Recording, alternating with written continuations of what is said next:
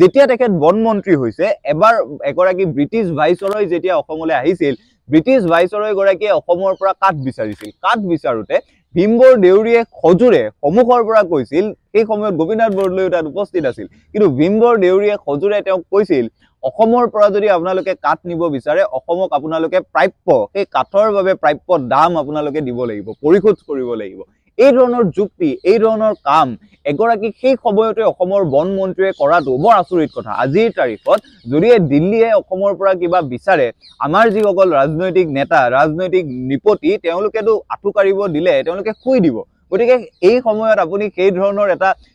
ৰাজনীতিকৰ পৰা এই ধৰণৰ অসম প্ৰেম আশা কৰিব নোৱাৰে কিন্তু তেতিয়াই যেতিয়া অসমৰ ভাৰতৰ চৰকাৰ নাছিল ব্ৰিটিছৰ চৰকাৰ আছিল তেতিয়াই ভীমবৰ দেউৰীয়ে সাহসেৰে অসমৰ কাঠৰ বাবে প্ৰায় 4 কোটি টকাৰ এক পৰিমাণ আদায় কৰিবলৈ সক্ষম হৈছিল আৰু ব্ৰিটিছ ভাইসৰয় গৰাকীয়ে সেই টকা পৰিশোধ কৰিবলৈ বাধ্য হৈছিল গতিকে বুজা যায় যে ভীমবৰ দেউৰীৰ মাজত গ্ৰুপিংৰ ক্ষেত্ৰতে ভীমবৰ দেউৰীৰ ভূমিকাৰ কথা যদি আমি আলোচনা কৰো